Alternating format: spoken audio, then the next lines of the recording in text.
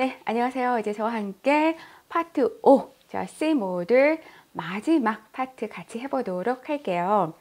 자, 파트 5는 이제 고객 만족 경영 전략 파트로 제1장 고객 만족 경영과 전략부터 제4장 경쟁 우위 전략 및 서비스 마케팅에 대해서 한번 살펴보도록 할게요.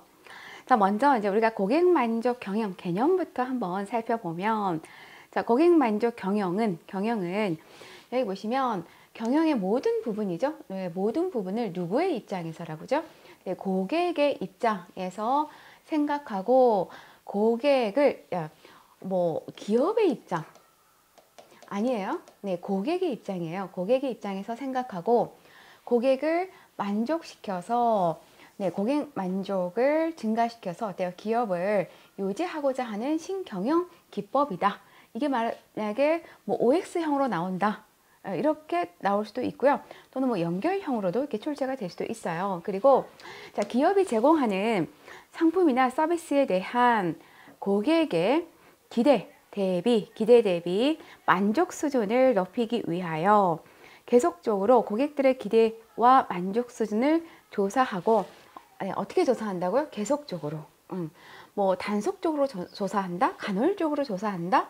이게 아니에요. 계속적으로 조사합니다. 그러니까 시계열적으로 우리가 조사를 하는 거죠. 자, 왜 이 시계열적으로 조사를 하는 이유가 뭐냐? 당연히 어때요? 그 해별로 고객 만족도가 올랐는지 떨어졌는지 이런 것들을 어때요? 비교 분석할 수 있기 때문이죠. 이를 바탕으로 이제 불만족 요인을 찾아내어 개선하여 고객 만족을 높이는 활동이다. 무슨 요인이요? 만족 요인이 아니고 불만족 요인을 찾아낸다는 거. 그 다음에 3번. 자, 3번에 보시면 제가 이렇게 밑줄까지 쳐놓은 이유가 이 고객 만족 경영 개념 할 때 3번과 5번이 정말 많이 거론이 돼요. 특히 3번 같은 경우에는 OX형, 연결형으로도 많이 또 출제가 됩니다. 그리고 자, 그럼 보면 3번 고객 만족도를 정량적으로 평가한다. 자, 항상 제가 얘기했지만 정량적이라는 건 뭐예요? 수치화해서 객관화 시킨다고 그랬죠. 그래서 정량적으로 파악하고, 당연히 정량적이라는 거는 항상 그냥 여러분들 이거는 연결해서 이해하시면 되죠. 정량적이라는 건 항상 객관성을 기본으로 하구나, 객관적이구나 라고 이렇게 연결해서 이해하시면 돼요. 객관적으로 판단하여 이를 제고하기 위한 경영 노력 그 자체를 무엇이라고 합니까? 그러면 고객 만족 경영이라고 하는 거죠. 뭐 이거를 시험에서는 주관적 이렇게 출제가 될 수도 있는데 아니죠. 객관적. 그냥 정량적이 나오면 객관적. 만약에 정성적이 나온다. 정성적이다. 그건 뭐예요? 주관적. 이렇게 보시면 되죠.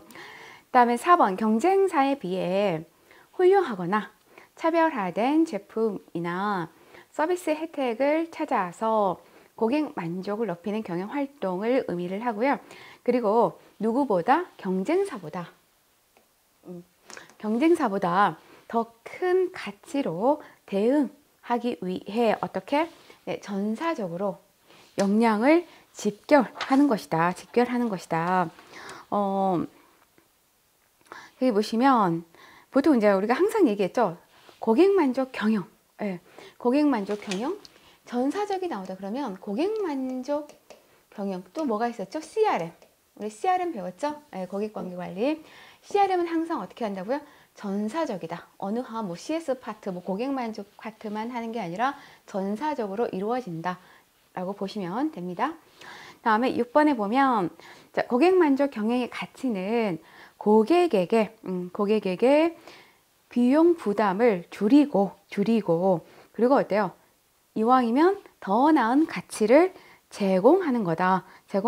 뭐 시험에서는 고객에게 비용 부담을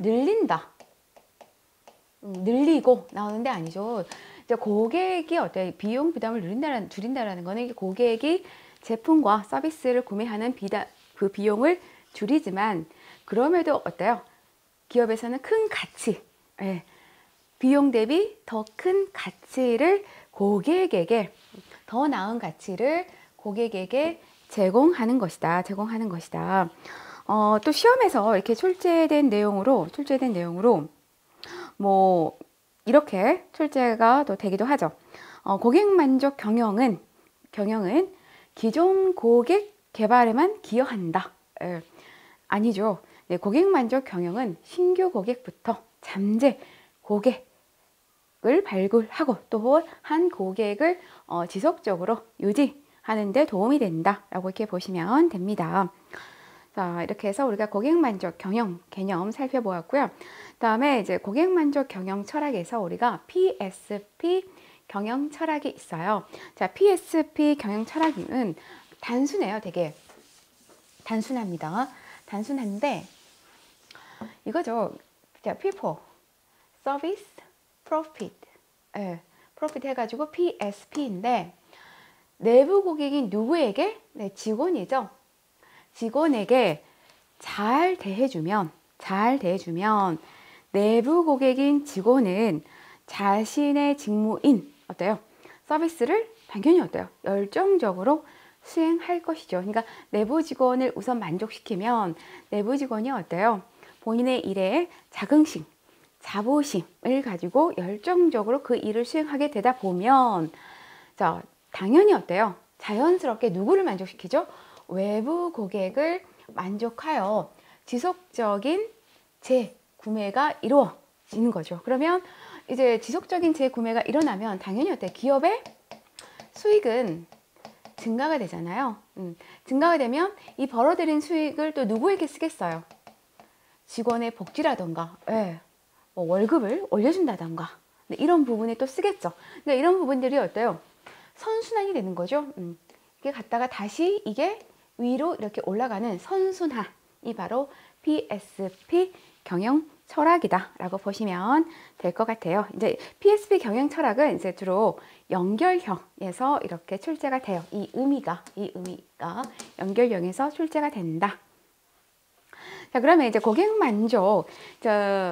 우리나라에서는 이제 1990년대부터 이제 중반을 거쳐 후반에 고객 만족 경영이 되게 활발하게 붐이 불기 시작을 했는데 이제 모든 게 그 경영에 있어서는 양날의 칼처럼 음영이라는 게 있죠. 음영이 있는데 고객 만족 경영을 함에도 어때요? 분명히 문제점이 존재를 합니다. 존재를 하는데 자, 그러면 고객 만족 경영의 문제점에 대해서 한번 살펴보면 자, 1번 고객의 다양한 욕구는 점점 어때요? 세분화돼 막 쪼개집니다. 쪼개지고 또 어때요? 지금의 고객의 욕구는 세분화되면서 되게 깊어지고 있죠. 깊어지고 있어요. 그렇기 때문에 이러한 그 대응에 뭐가 증가가 되죠? 기업 비용. 비용 증가가 좀 많이 나타나고 있죠. 나타나고 있다. 그리고 새로운 경험을 요구하는 고객을 위해서 어때요? 창의적 서비스의 강도가 점점 심화되고 있죠. 우리가 여러분들 그 C 모듈에 배웠던 서비스 폼들에서 카노 모델 기억하시죠? 자, 카노 모델에서 우리 진부화 현상, 진부화 현상 기억나야 합니다. 자, 매력적 품질이 시간이 지나고 그리고 고객의 기대가 어때요? 높아지면서 그 매력적 서비스가 어떻게 된다고요? 당연적 서비스로 변화되는 걸 우리가 진부화 현상이라고 했죠. 그렇기 때문에 대부분의 기업들이 이러한 진부화 현상을 겪기 때문에 기업의 과제는 뭐예요? 당연히 계속해서 매력적인 서비스, 즉 신서비스를 개발을 해야 된다라는 거죠. 신서비스, 즉 창의적인 서비스의 강도가 어때요? 심화되어 가고 있다. 다음 기업 간의 경쟁 심화로 인해서 수익 구조가 악화되어 가고 있죠.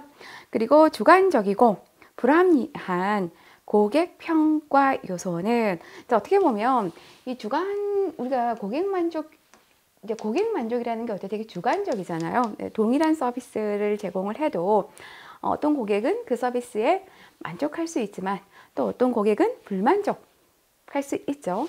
주관적이고 또 불합리한 고객 평가 요소는 왜냐하면 서비스 자체가 눈에 보이지 않는 어때요? 왜 불합리한 고객 평가냐? 대부분 고객 만족은요 좀 감정적인 상태가 많이 들어가요. 고객의 감정적, 인지적인 평가보다는 주로 어때요? 감정적인 평가가 좀 커요. 그렇기 때문에 고객 감정에 따라서 불합리한 고객 평가가 이루어질 수도 있죠. 그 고객 평가가 이제 우리 기업이라던가 또는 직원이 봤을 때는 불합리하게 또한 느껴질 수도 있다라는 거죠. 그렇기 때문에 고객과 직원 모두에게 불편하게 또한 받아들여지고 있죠. 그다음에 어떤 활동이 실질적으로 고객 만족과 관련이 있는지에 대한 그런 인과관계가 모호합니다. 그러니까 우리가 고객 만족이 그러니까 뭔가 이게 인과관계를 규정하기가 어려워요. 인과관계를 규정하기가 어려운데 우리가 고객 만족 활동을 했는데 성과가 올랐어. 네. 그 결과가 좋았는데 그럼 어떤 활동이 구체적으로 어떤 활동에 의해서 그 성과가 났는지를 어때요? 좀 밝혀내기가 규정하기가 좀 쉽지가 않다라는 거죠. 자, 그래서 고객 만족 경영에 대한 기업 활동은 증가했지만 그 성과는 어때요? 좀 모호하다라는 거죠. 그러니까 우리가 고객 만족 경영 활동을 하는데 이게 과연 고객 만족 경영 활동에 의해서 성과가 오른 건지 또는 마케팅 활동, 홍보에 의해서 성과가 발생을 한 건지 뭔가 뭐라 그럴까 정확하게 정의하기가 좀 모호하다.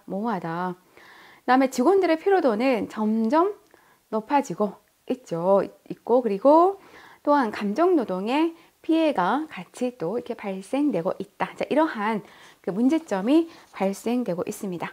자, 이렇게 고객 만족 경영을 했을 때 나타나는 문제점도 있지만 그럼에도 불구하고 어때요?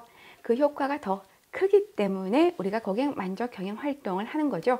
자, 그러면 고객 만족 경영의 효과에 대해서 한번 살펴보면 자, 1번 당연히 어때요? 만족한 고객은 긍정적 이미지를 갖게 되고 궁극적으로 고객 충성도를 향상시킬 수가 있다.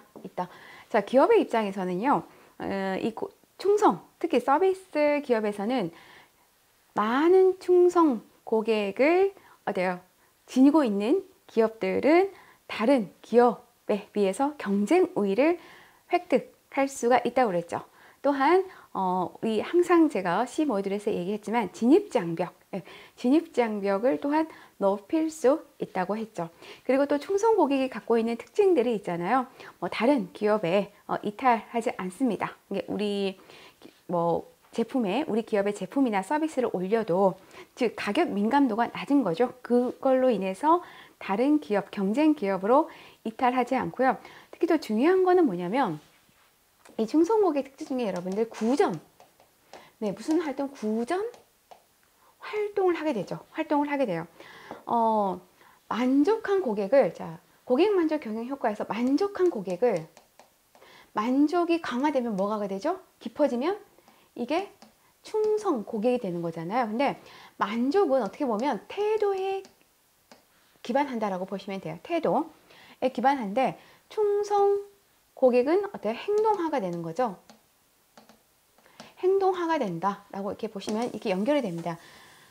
되는데 이거죠. 그냥 만족한 고객은 그래 그 기업의 상품과 서비스가 좋았어 라고 끝나지만 충성 고객은 어때요? 그게 태도가 행동으로, 액션으로 옮겨지는 거죠. 그렇기 때문에 구전 활동이죠. 그러니까 다른 주변 사람들에게도 야, 이 기업의 상품과 서비스를 한번 이용해봐 라고 해서 어때요?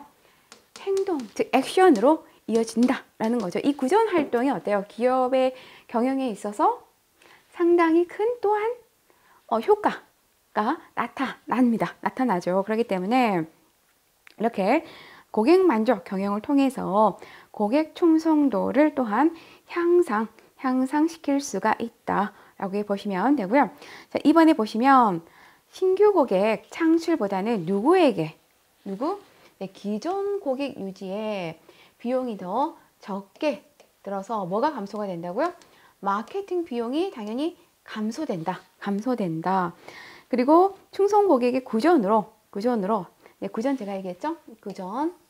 구전으로 신규 고객을 또한 어때요? 창출할 수 있으며 이로 인해서 기업의 마케팅 효과를 증진시킬 수가 있다.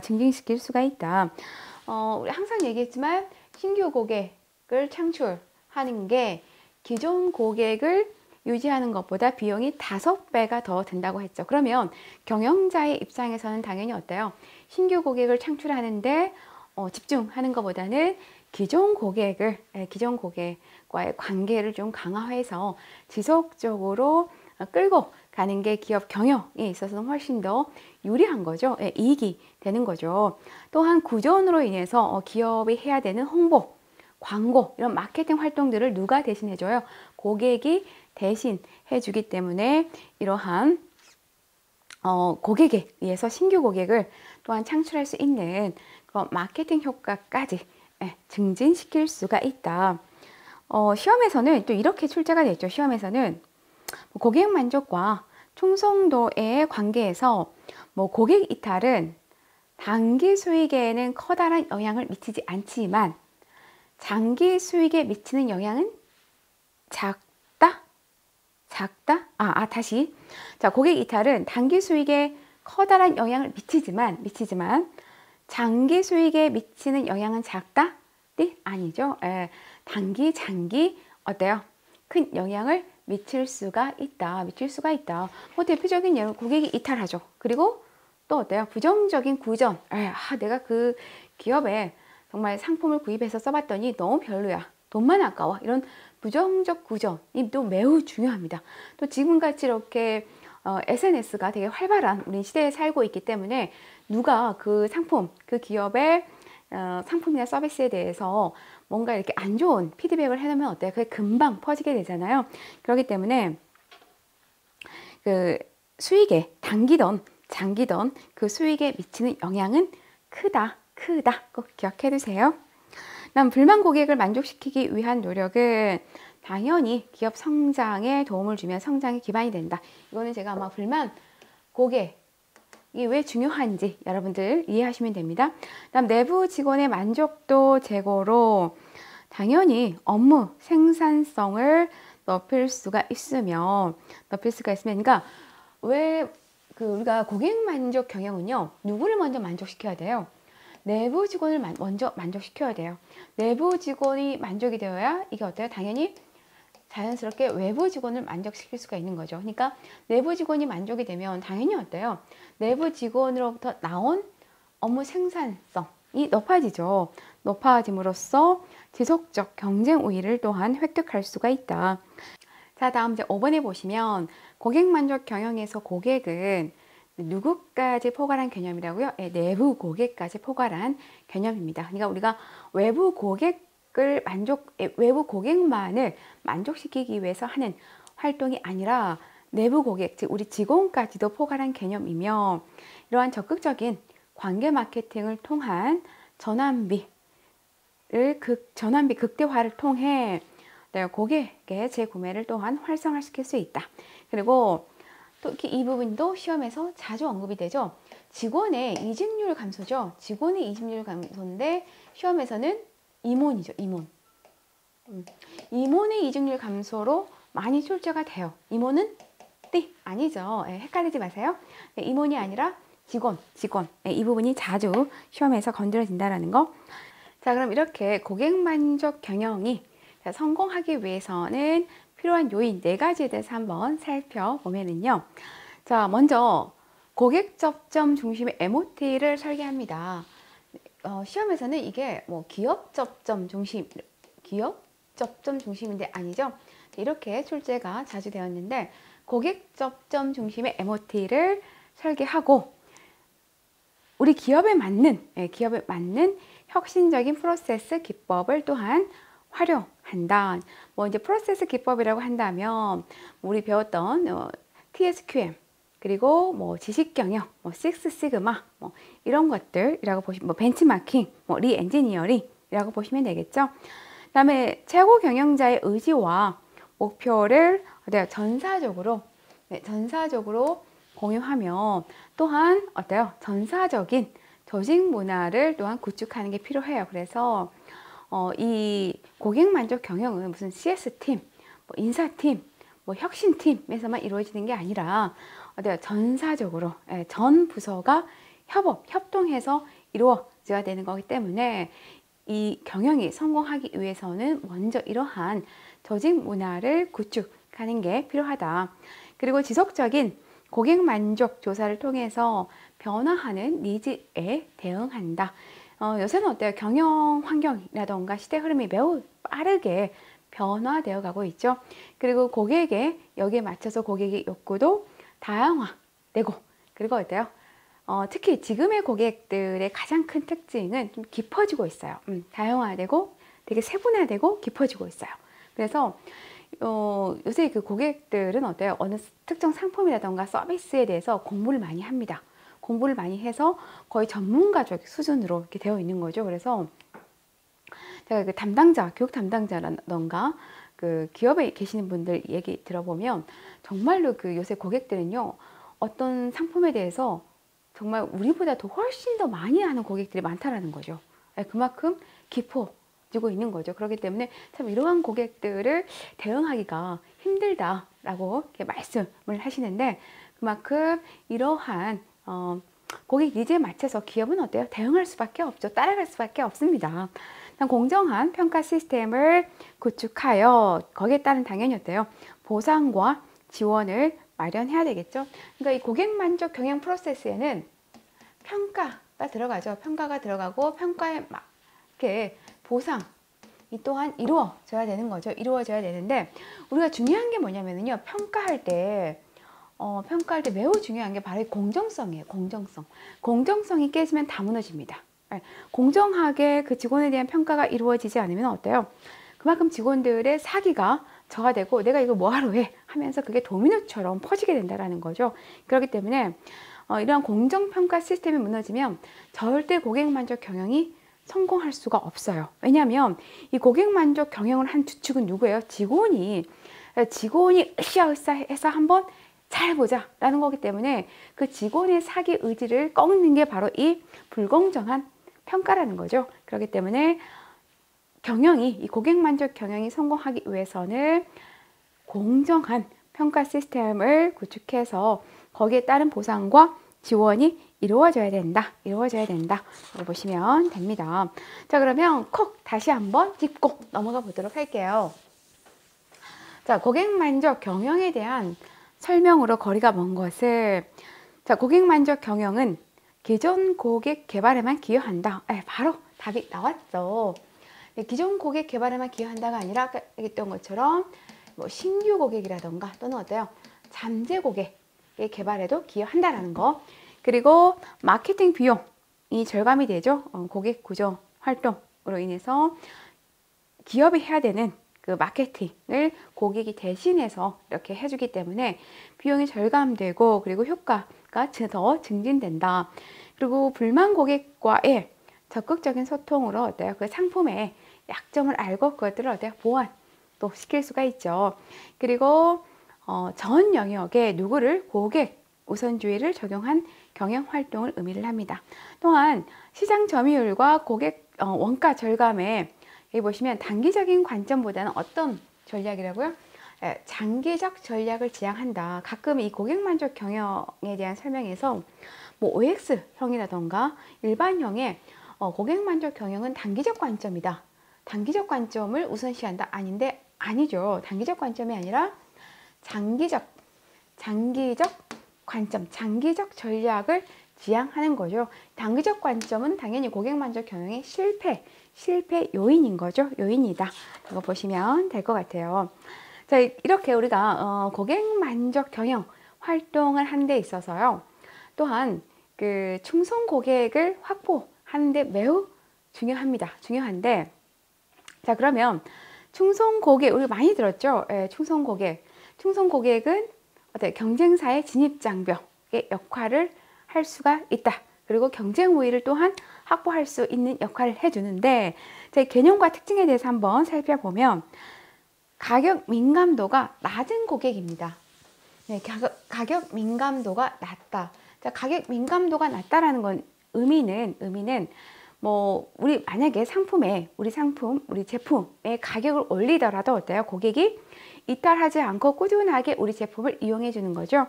그럼 충성 고객의 특징은 이러한 가격을 올려도 꾸준하게 우리 제품을 구입해 주는 거, 바로 가격 민감도가 낮은 고객, 뭐 시험에서는 가격 민감도가 뭐 높은 고객이다 이렇게 출제가 되는데, 낮은 고객이다, 그리고 반복적으로 구매하는 고객이고요. 다음 경쟁사의 유인 전략에 동요하지 않는 고객이죠. 그만큼 어때? 아까 제가 말씀드린 것처럼 진입장벽, 충성 고객은 그만큼 진입장벽으로도 이렇게 작용된다.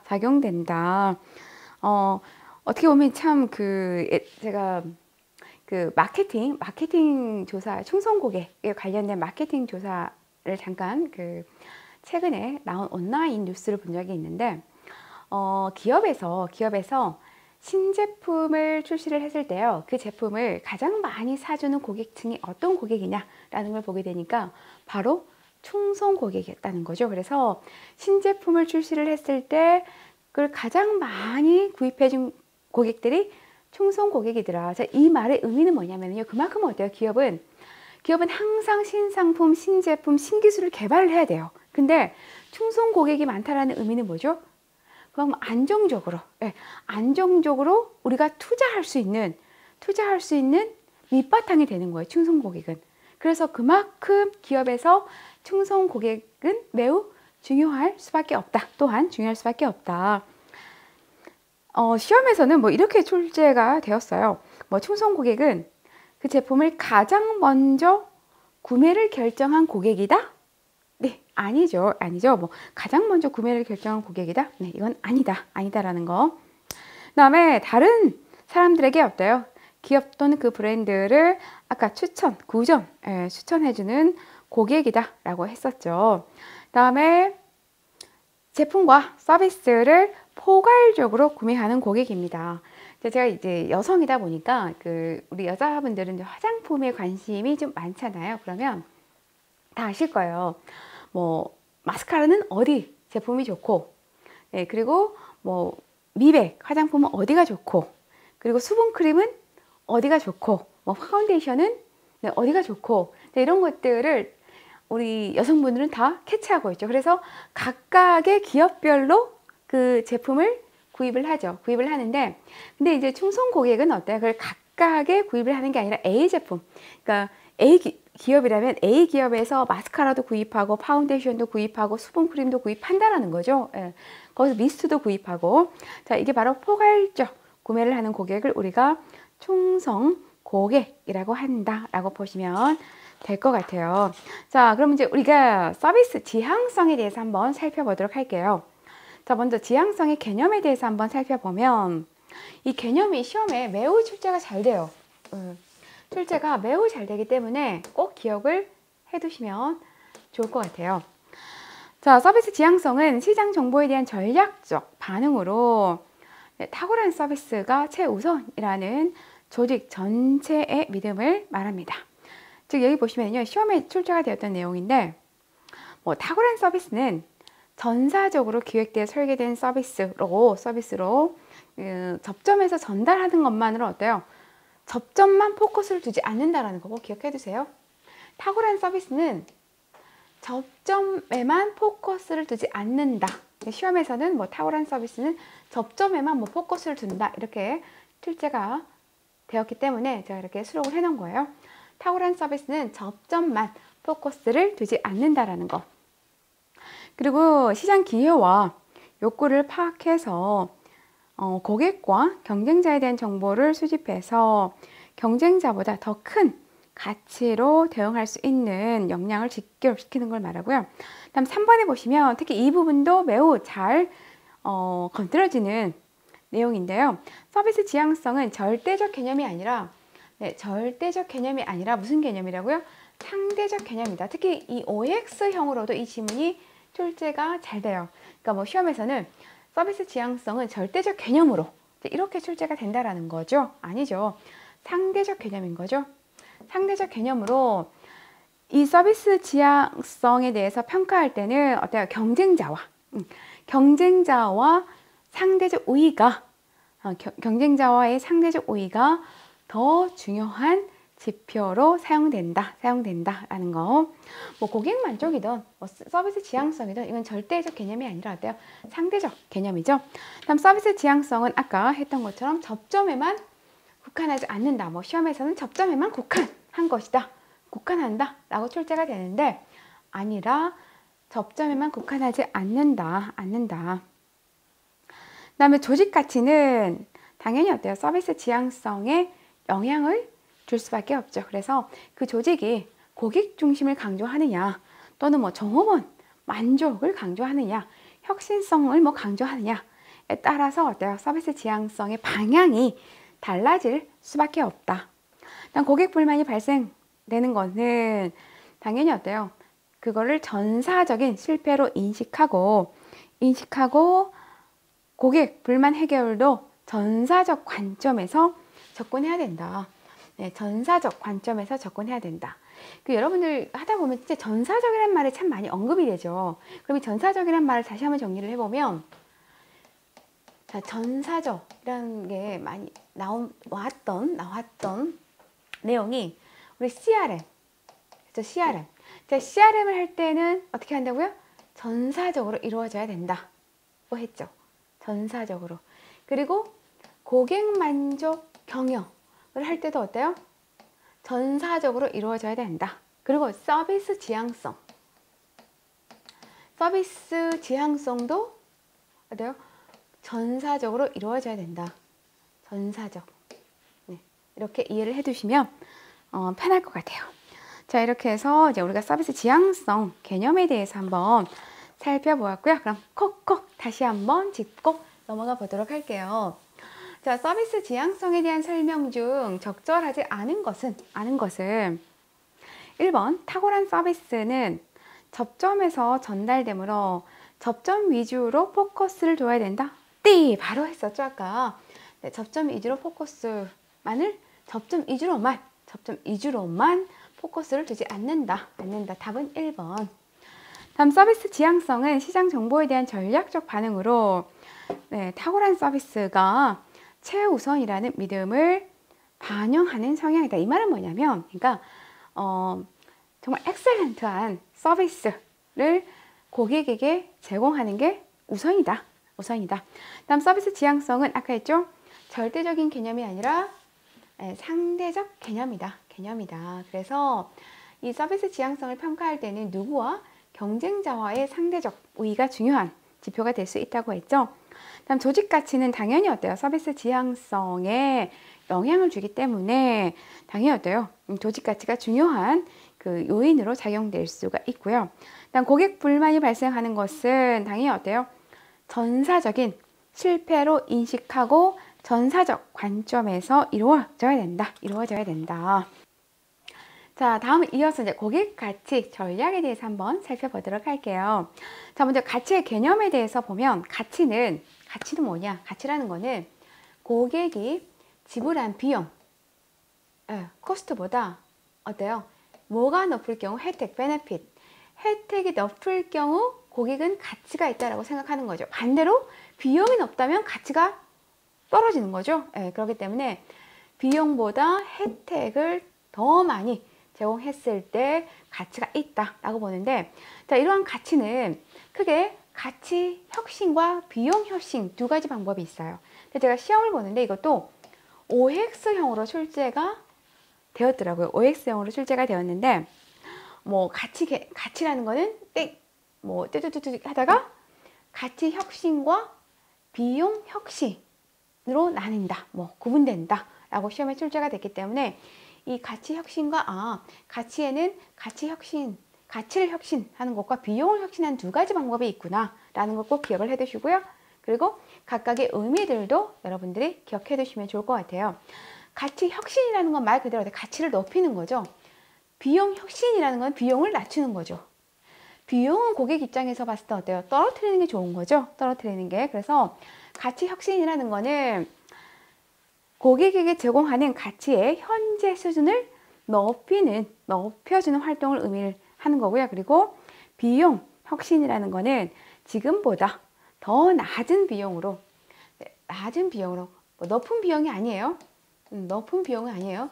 항상 여러분들 그 기억을 해두세요. 제가 비용 할 때 항상 언급했던 게 뭐죠? 비용은 낮추는 거예요. 예, 낮은 비용. 그건 어때요? 기업의 입장에서도 또는 고객의 입장에서도 서로가 좋은 거죠. 그래서 비용은 항상 낮추는 겁니다. 낮추는 거. 낮은 비용으로 현재와 같거나 더 높은 가치를 제공하는 활동을 의미를 한다. 보통 우리가 말하는 가성비, 예, 흔히 가성비라고 하죠. 비용은 낮은데 써보니까 너무 좋아. 이런 것들. 그래서 가치 혁신과 비용 혁신으로 우리가 가치를 높일 수가 있다 라고 보시면 될 것 같아요. 자, 그래서 고객 가치는 이제 우리가 고객에게 줄 수 있는 가치는 가치를 증진하는 방법과 그리고 연장하는 방법이 있는데요. 고객 가치 증진하는 거는 말 그대로 고객에게 뭐를 제공하는 거죠? 혜택. 네, 고객에게 이러한 혜택을 제공해서 고객이 느끼는 가치를 높이는 거죠. 특히 이제 이 고객 가치 연장이 사례형으로 시험에서 많이 출제가 되죠. 말 그대로 고객 가치를 어때요? 유형 전, 중, 후로 연장을 시키는 거죠. 예, 연장을 시키는 거예요. 특히 이 사례. 예, 사례가 시험에서 그대로 출제가 되죠. 뭐 A 항공사에서 이제 비즈니스 고객들을 위해서 샤워 부스와 그리고 화장을 고칠 수 있는 공간을 제공하고, 그리고 어때요? 비행을 몇 시간 하다 보면 옷들이 이렇게 구겨지잖아요. 그렇기 때문에 다림질 할 수 있는 그런 서비스를 제공하면서 큰 호응을 얻고 있다. 이게 뭐냐라고 했을 때 바로 고객 가치 연장이다. 라고 이렇게 보시면 될 것 같습니다. 자, 이렇게 다음은 이제 우리가 이어서 고객 만족 지수 CSI에 대해서 한번 보도록 할게요. CSI. 자, 고객 만족 지수가 뭐냐? 자, 제가 이 보라색으로 이렇게 체크해 둔 부분이 있잖아요. 이게 연결형 그리고 OX형에서 빈번하게 출제가 되었던 내용이에요. 그래서 꼭 기억을 해두세요. 현재 기업에서 생산 판매되고 있는 제품이나 서비스 품질에 대해 중요한 건 이거예요. 고객 만족 지수는 CSI는 누가 이거를 평가하는 거냐? 누구를 대상으로 평가하느냐 하면 그 상품을 어때요? 직접이죠. 직접 사용해본 고객을 대상으로 해서 이 직접 사용해본 고객이 직접 평가한 만족 수준의 정도를 이제 지표에 근거해서 측정, 계량화한 지수이다 라고 보시면 될 것 같습니다. 그래서 여기서는요, 시험에 이렇게 또한 출제가 돼요. 고객 만족 지수 측정 원칙에 해당되지 않은 것은, 그렇기 때문에 이 세 가지 원칙 있잖아요. 계속성의 원칙, 정량성의 원칙, 정확성의 원칙을 꼭 외우셔야 되고요. 이것도 일반형으로도 이렇게 출제가 됐는데 제가 시험을 볼 때 OX형으로도 출제가 됐더라고요. 어떻게? 고객 만족 측정의 원칙에는 계속성, 여기에 다른 게 들어갔어요. 다른 게 들어가고 뭐 정확성의 원칙이 있다. 그래서 이게 오답으로 출제가 된 걸 제가 봤어요. 그렇기 때문에 꼭 이 세 가지 항목, 세 가지 원칙 기억해 두시고요. 그리고 의미에서는 시험에 나왔던 게 제가 보라색으로 체크해 둔 부분만 좀 시험에 출제가 되었습니다. 자, 먼저 그럼 하나하나 보면 계속성의 원칙이라는 건 말 그대로 어때요? 정기적으로 한다라는 거죠. 지금 23년이잖아요. 그럼 23년에 했으면 22년, 21년, 20년 이렇게 시계열적으로 조사를 하는 걸 의미를 합니다. 그래야 어때요?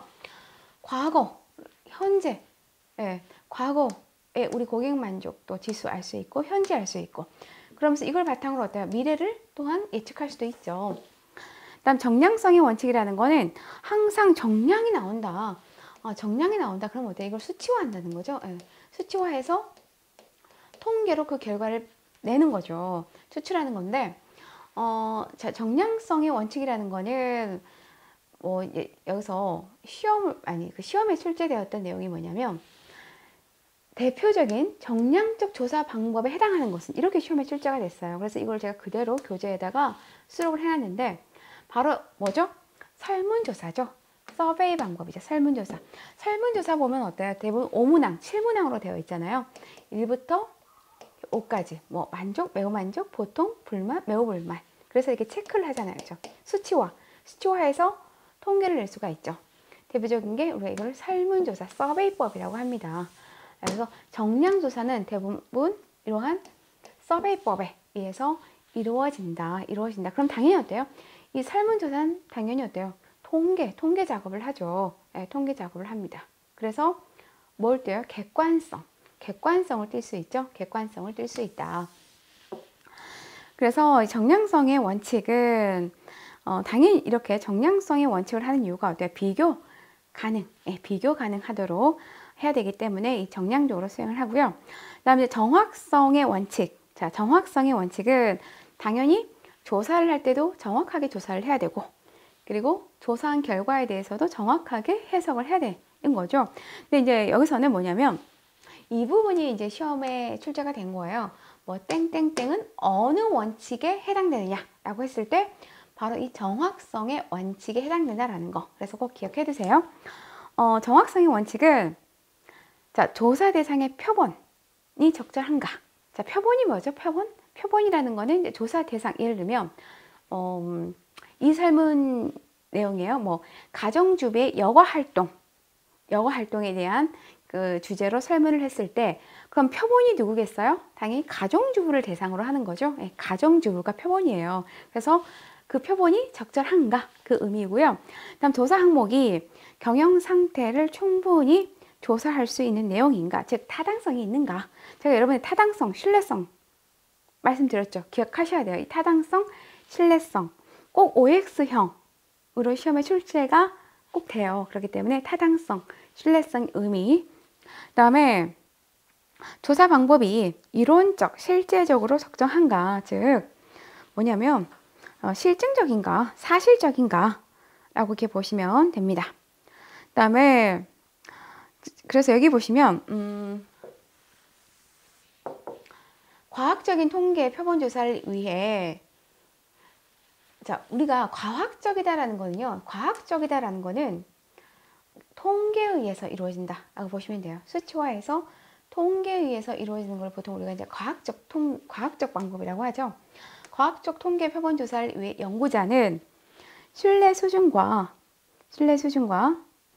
허용 오차에 대한 사전 의사 결정이 있어야 한다라고 보시면 돼요. 이 말은 뭐냐면, 그러니까 우리가 서베이 조사를 해서 통계를 돌리잖아요. 그러면 우리가 신뢰도와 타당성을 가장 먼저 이거를 측정을 합니다. 이랬을 때 나는 그냥 신뢰도 조사 정도를 자기 얼마 수준으로 잡고 할 것인가, 그러니까 얼마 정도를 나는 신뢰도가 있다라고 생각할 것인가 라는 걸 미리 잡아야 된다는 거죠. 나는 8 정도, 10까지 있을 때 한 8 정도 나오면, 8점 정도 나오면 난 이게 좀 신뢰도가 있다라고 생각을 할 것이다. 이런 것들을 어때요?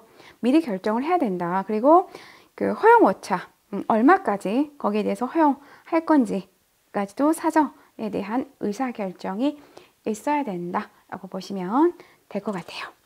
그래서 고객 만족 측정 원칙에 대해서 살펴보았고요.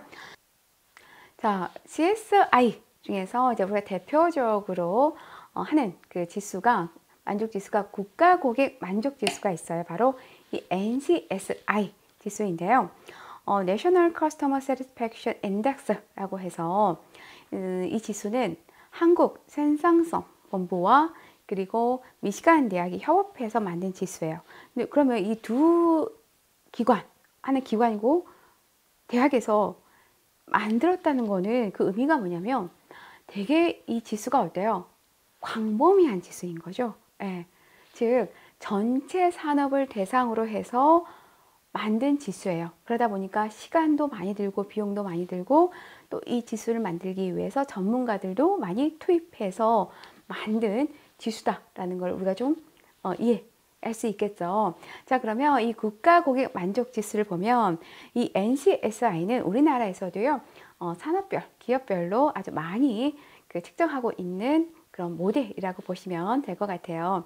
자, 순기능에 대해서 한번 살펴보면 여기서는 여러분들이 그 큰 항목 있죠? 제가 이렇게 노란색으로 이렇게 체크해 놓은 큰 항목을 공부하는 게 필요하고요. 그리고 세부 내용은 이제 보라색으로 체크해야 되는 부분만 봐도 용이합니다. 자, 첫 번째 고객 만족 향상을 위한 전략을 수립할 수가 있죠. 그러니까 NCSI 결과를 토대로 해서 어때요? 우리가 어떤 고객 만족 전략을 취해야 하는지 그 방향성을 잡을 수가 있고요. 다음에 소비자의 구매 의사 결정을 지원할 수 있다. 뭐 시험에서는 소비자가 아니라 뭐 공급자의 구매 의사 결정을 지원한다? 아니죠. 소비자의 구매 의사 결정을 지원합니다. 그래서 많은 소비자들이 어때요? 이런 NCSI 보통 1년에 한 번씩 하거든요. 이 결과가 나오면 이를 토대로 해서 제품이나 서비스를 선택하죠. 자, 그렇기 때문에 기업의 입장에서는 당연히 이 조사를 통해서 어때요? 품질, 경쟁력을 높이는 기능을 수행을 합니다. 왜? 동종업계, 타 업계를 다 그 결과를 볼 수가 있거든요. 보고 이게 우리에게 부족하다라는 거를 통해서 품질 경쟁력을 충분히 높일 수가 있죠. 높이는 그런 작업들을 또 하고 있다. 그다음 기업의 미래 수익률을 예측할 수 있다. 당연히 어때요? 이 NCSI는 고객 만족도 이런 것들 그리고 충성도 그리고 고객 유지율의 연관관계를 파악할 수가 있어요. 그러면 당연히 만족도가 높으면 충성도는 높아지겠죠. 충성도가 높다라는 거는 그만큼 고객 유지율도 높다라는 거겠죠. 그러면 이 세 개가 높으면 어때요? 당연히 결과 변수가 수익성인 이 결과 변수가 높다라는 거를 우리는 예측할 수가 있잖아요. 그렇죠? 그래서 기업의 미래 이런 수익률까지도 예측할 수가 있다. 다음 4번에 보시면 산업 전체예요. 산업 전체. 중요합니다. 산업 전체. 산업 전체. 즉, 이 말은 산업 전체의 특성을 한다는 산업 전체를 측정합니다. 기업별. 여기 보시면 기업별, 산업별, 경제 부분별, 국가 단위별 이렇게 그러니까 기업별, 산업별 그러니까 되게 광범위하죠. 광범위해요. 그러니까 당연히 두 기관이 뭉쳐서 협업해서 이 조사 모델을 만들었겠죠. 산업 전체 업종 간의 고객 만족도 비교가 가능하다. 뭐 시험에서는 그렇기 때문에 보세요. 동종 업계뿐만 아니라 타 업종도 비교할 수 있다. 시험에서는 이렇게 출제가 됐어요. 동종 업계의 비교만 가능하다. 아니죠. 동종 업계뿐만 아니라 타 업종까지도 비교할 수 있다. 왜? NCSI는 기업별, 산업별, 경제부문별, 국가 단위로도 이렇게 조사가 가능하기 때문이다. 그렇기 때문에 어때요?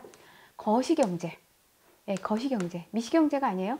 거시경제 및 산업의 동향 파악까지도 가능하다. 즉, 전체 산업 및 경제 동향까지도 파악이 가능한 게 바로 이 NCSI다. NCSI다. 다음 마지막으로 품질 경쟁력의 또한 평가를 품질 경쟁의 평가의 척도가 될 수 있다라고 보시면 될 것 같아요. 여기서는 또한 NCSI는요, 여러분들이 선행 변수와 후행 변수가 있죠. 물론 모든 그 서베이법은 선행 변수, 후행 변수가 있는데 조사는 여기서는 여러분들이 선행 변수에는 뭐가 들어가고 후행 변수에는 뭐가 들어가는지를 기억하시면 돼요. 시험에서 이게 일반형으로도 출제가 됐지만 OX형으로도 제가 출제된 걸 보고 좀 깜놀했어요. 깜놀했는데 어떻게 OX형으로 출제가 됐냐면 NCSI 선행 변수로는 땡땡땡이 있다. 이걸 오답으로 바꾸는 거죠. 자, 이렇게 출제가 됐기 때문에 또한 후행 변수는 땡땡땡이 있다. 그래서 꼭 선행 변수와 선행 앞에 있는 변수잖아요. 앞에. 보통 우리가 이걸 이제 독립 변수라고 하죠. 독립 변수. 그다음에 후행 뒤에 있잖아요. 뒤에 있어요. 보통 우리가 이제 결과 변수, 종속 변수라고도 하는데 고객 인지 품질, 고객 기대 수준, 그리고 고객 인지 가치 이게 선행 변수에 해당이 되고요. 그리고 고객 만족도, 고객 만족도는 고객 불평률. 고객 만족도가 당연히 낮으면 불평률이 높겠고, 고객 만족도가 높으면 그게 어때요? 고객 충성도로 이어지는 거죠. 정확히 말하면 우리가 이제 이거를 매개 변수 뭐라고 하는데 여기까지가 어때요? 후행 변수에 들어간다. 고객 만족도, 만족도가 낮으면 당연히 불평률은 올라갈 것이고, 만족도가 높으면 당연히 충성도는 높아질 것이다. 네, 꼭 후행 변수도 기억을 해두시면 좋을 것 같습니다. 자, 그러면 이제 콕콕 다시 한번 짚고 넘어가 보도록 할게요. 자, 국가 고객 만족 지수 NCSI의 순기능에 대한 설명으로 거리가 먼 것은 1번 품질 경쟁력의 평가 촉도가 된다. 그랬죠? 다음 공급자의 신제품에 대한 의사결정을 지원한다. 바로 나오네요. 공급자가 아니라 소비자였죠. 소비자. 소비자가 이 NCSI 결과를 토대로 해서 어떤 상품을 구매할 때 참고한다고 그랬죠. 그래서 소비자의 구매 의사결정을 지원한다. 공급자의 입장에서는 이거죠. 이제 후속 제품이라던가 후속 서비스를 어떤 걸 또 우리가 선보일 것이냐라는 그런 의사결정에 영향을 미치기도 합니다. 근데 여기는 이제 소비자죠. 소비자의 신제품에 대한 소비자의 구매 의사결정을 지원한다. 다음 고객 만족 향상을 통한 미래 수익 변화 예측이 가능하다고 했죠. 그리고 당연히 마케팅 전략을 수립하는 데 유용한 정보를 제공하고요. 그 다음에 다른 업종 간의 고객 만족도 비교를 통해서 CS 개선에 필요한 다각적인 시각과 정보를 제공하는 순기능을 가지고 있다. 라고까지 한번 살펴보았습니다. 네, 수고 많으셨고요. 또 다음 시간에 뵙도록 할게요.